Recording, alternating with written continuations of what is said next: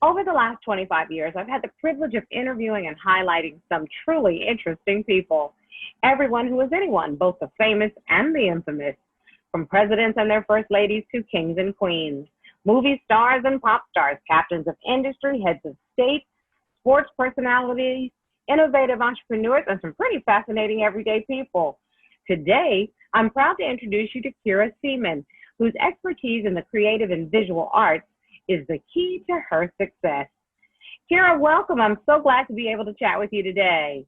Oh, it's such a big honor. Thank you so much for having me. Absolutely. So why don't we just start by talking about the evolution of your career? Tell me what roles you've held in the past and how did they prepare you for your current work as a master photographer? Okay, well, I'm a former national dance champion and a two-time regional dance champion.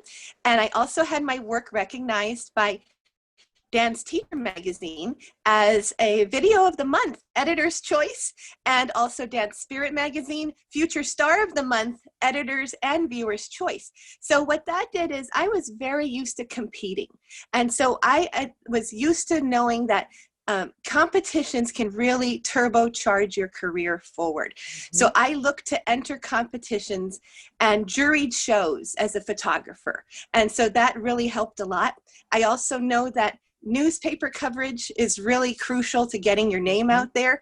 I've learned how to do press releases as in my time in the dance world. And I also know that doing grant applications and becoming a grantee or a grant recipient can also really push your career forward. So I use those skills in my art.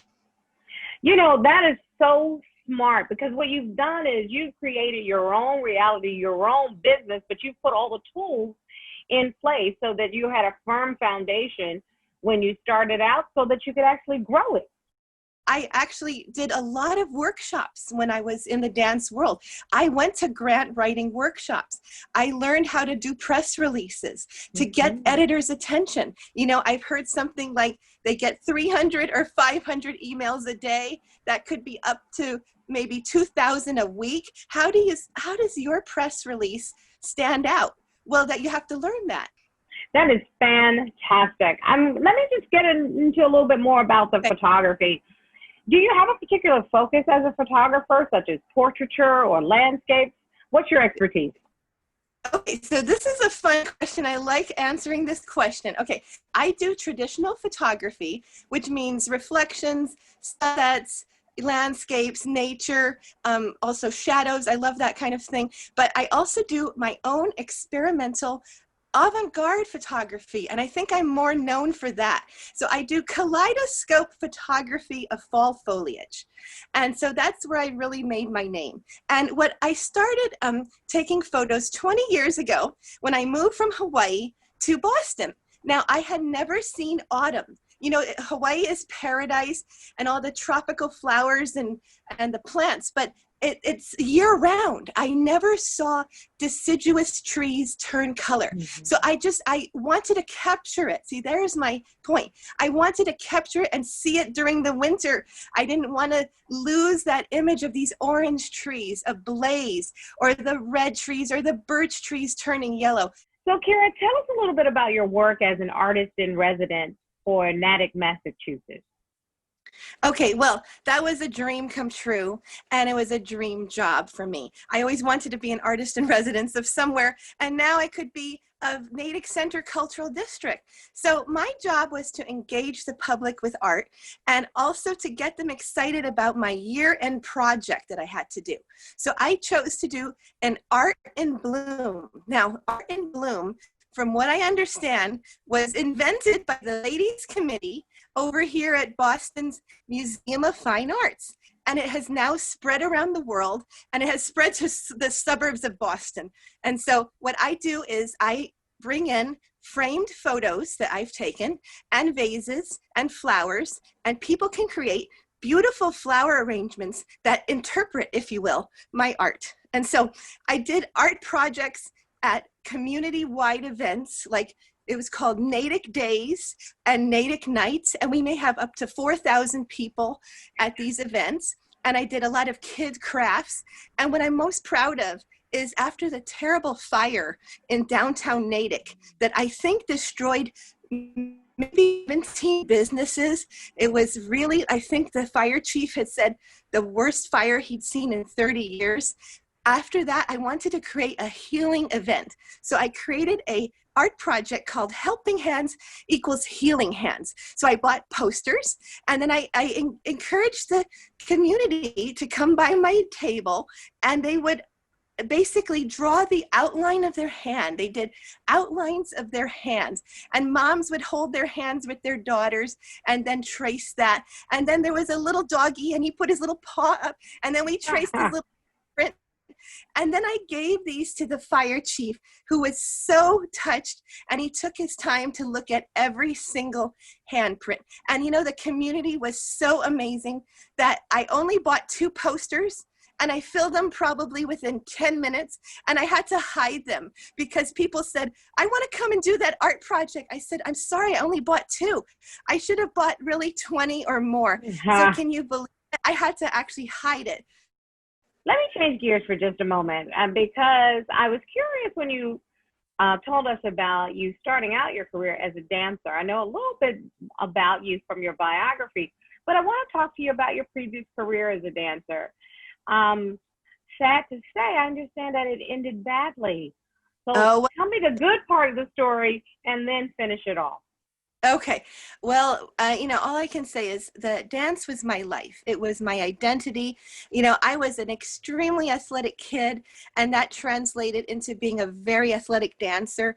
And so I was devoting my life to being a dancer. And what happened was I tore my hamstring. I was stuck on gum in the studio. Can you believe this?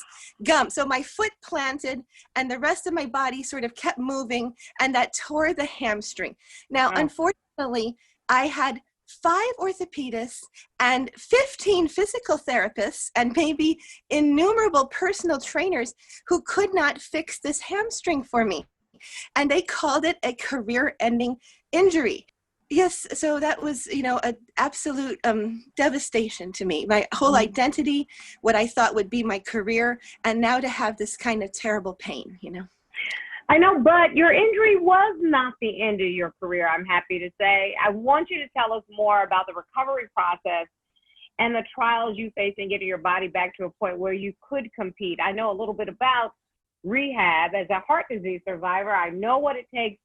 It's one thing to save your life. It's another thing to get your life back. And that's what you did. That's exactly right, Star. Now, for me, because they had given up. And so one would say, well, why didn't you go to the 6th orthopedist or the 10th or something? It's because they were telling me I was seeing the most experienced people, and everyone else would have less experience. So I didn't need to go to them. And yes, they thought they couldn't heal it at all.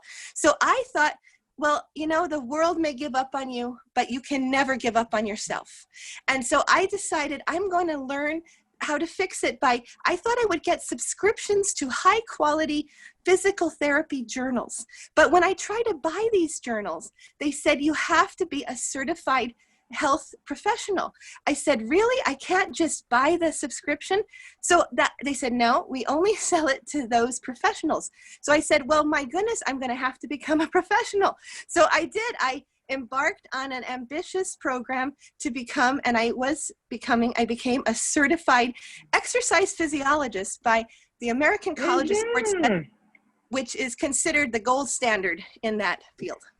You've had such a beautiful opportunity to do things in the, as I said, creative and the visual arts.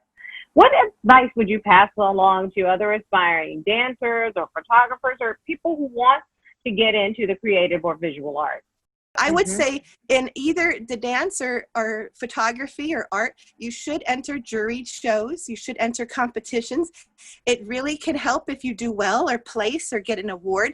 I would also say to go after grants. You should try to be a grant recipient. Again, people put a lot of stock in you being a grantee. And so I would also say that newspapers, if you get in newspapers, that turbocharges your career. You're having an editor decide to spend space and time on your art. People really, really admire that. And then I also say, another thing I came to, I call it STAR, you need to become an expert fruit picker. You know how people say, only go for the high fruit. Don't go for the low hanging fruit. However, you know, I told Mom, I said, if I pick tons of low hanging fruit and I have a mountain of fruit, you know what? Maybe each individual accomplishment was not that amazing. Maybe it was in a small town, a small job, but the mountain a mountain of fruit is going to impress people. They're going to be impressed by your desire to work, your work ethic, your motivation. So you're still telling people something about yourself,